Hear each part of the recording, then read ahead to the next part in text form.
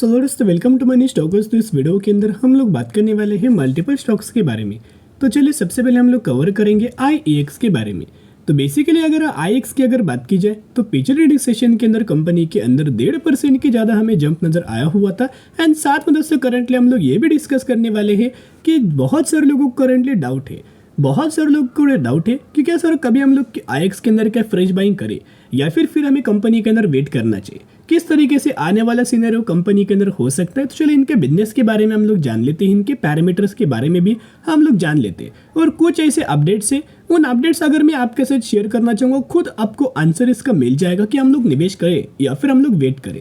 तो चलिए वीडियो दोस्तों स्टार्ट करने से पहले एक रिक्वेस्ट मैं आपके साथ करना चाहूंगा कि अगर आप ये चैनल के ऊपर नए आए हो तो जरूर चैनल को सब्सक्राइब एंड बेल आइकन को ऑल पर रखना, ताकि जब भी वीडियोस में आपके साथ शेयर करूं सबसे पहले नोटिफिकेशन आपके यहाँ पहुंच जाए। तो चलिए दोस्तों वीडियो को स्टार्ट कर लेते हैं। तो IEX का अगर आप बिजनेस देखोगे तो सबसे पहले ये कंपनी क्या करता है, एनर्जी को एक्सचेंज करता है, साथ में ये कंपनी पावर को भी हमें एक्सचेंज करता है। इसी से रिगार्डिंग कंपनी का हमें बिजनेस नजर आ रहा है, यानी कि जितना ज्यादा डिमांड हमें पावर सेक्टर को होगा, जितना ज्यादा बेनिफिट हमें पावर सेक्टर को होगा, उतने ज्यादा बेनिफिट हमें IEX के भी अंदर नजर आ जाएगा। एंड IEX का अगर आप परफॉर्मेंस पिछले 5 दिनों का अगर आप देखोगे तो ऑलमोस्ट हमें 5.5% तक की रैली पिछले 5 दिनों के अंदर नजर आ चुकी है और हमें कंपनी के अंदर रैली आने का एक चांस है। अभी दोस्तों क्यों मैं आपके साथ बात कर रहा हूँ, ये क्यों हमें कंपनी के अंदर और हमें रैली नजर आ सकती है, उसके पीछे का सबसे पहला रीजन है, आपको पता होगा कि एक समय ये कंपनी ऑलमोस्ट हमें 300 रुपए के आसपास अपने कंपनी ने हाई अपना क्रिएट किया था,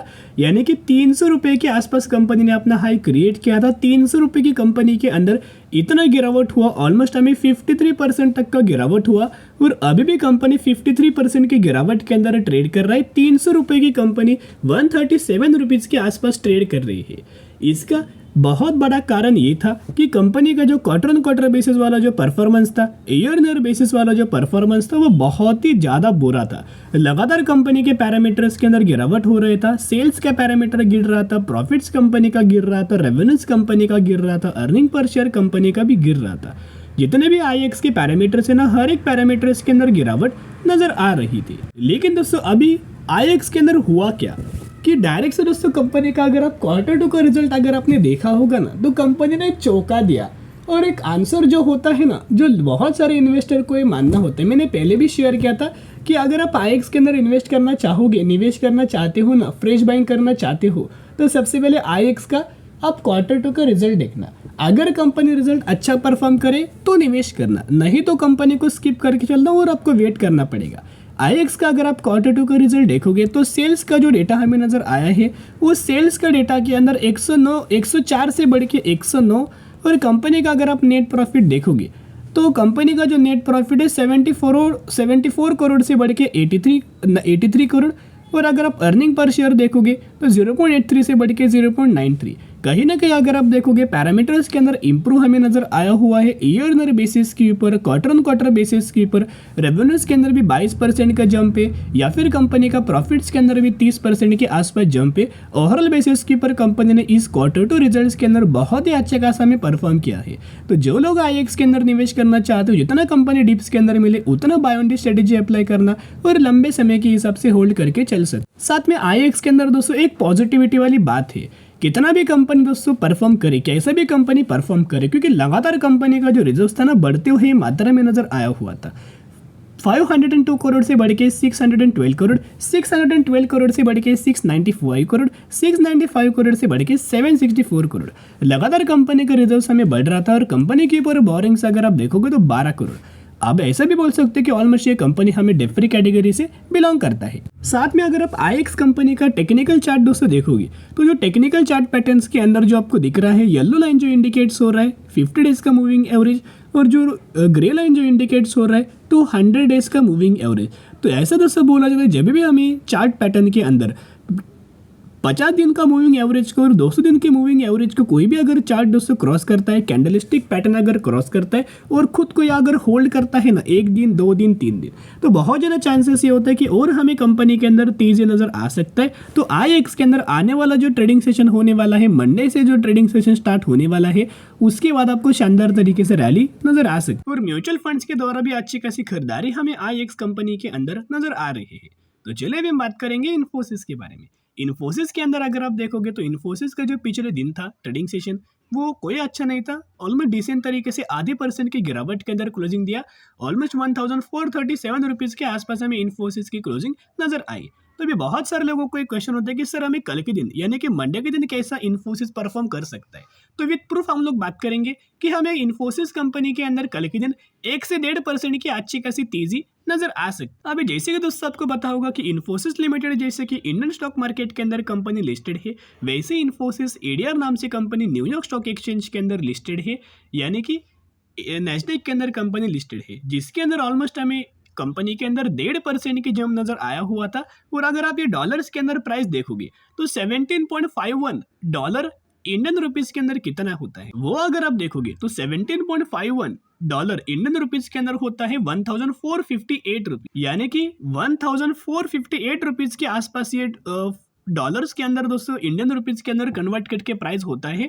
और करंटली इन्फोसिस क्या है 1437 रुपीज के आसपास ट्रेड कर रही है। तो बहुत ज़्यादा चांसेस ये है कि कल के दिन हमें इन्फोसिस कंपनी के अंदर रैली आ सकती 1% से लेकर 1.5% के आसपास। तो इन्फोसिस कंपनी के अंदर एक दोस्तों पॉजिटिविटी अगर आप देखोगे तो 3 घंटे पहले एक अपडेट हमें नजर आया हुआ है। यहाँ क्लियर कट मेंशन किया गया है कि मार्केट का जो वैल्यूएशन है ऑफ 7 फर्म, जिसके अंदर 1.5 लाख करोड़ के आसपास हमें जंप नजर आ चुका है, जिसका बहुत बड़ा जो गेनर है ना टीसीएस एंड इन्फोसिस का हमें नाम नजर आया हुआ है।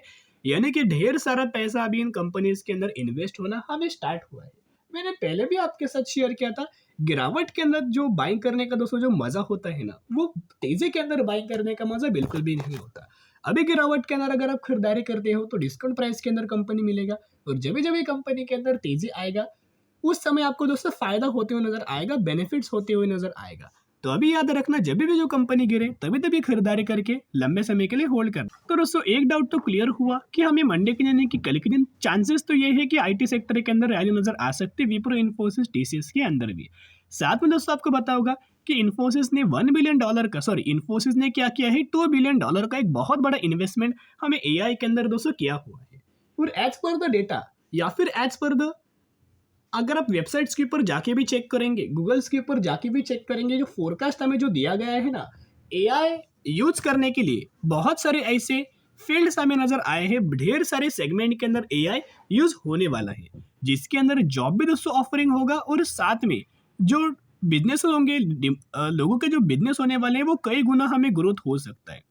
और जो कंपनी एआई के सर्विसेज प्रोवाइड करेगा, एआई के अंदर काम करेगा, उन कंपनीज के अंदर शानदार तरीके से बेनिफिट्स नजर आएगा। यहाँ में क्लियर कट मेंशन किया गया है, the demand for the AI professional in India is rapidly increasing. Job role like AI research scientist, machine learning intelligence data scientist, NLP expert and computer vision engineer are highly in demand.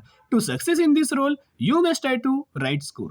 यानी कि current basis के ऊपर देखोगे, कहने का दोस्तों role इतना ही है कि आने वाले सालों में एआई बहुत ही शानदार तरीके से बूम होने वाला है, और जो कंपनीज हमें एआई के अंदर काम करेगा उन्हीं कंपनीज को सबसे ज्यादा बेनिफिट्स होने वाला है।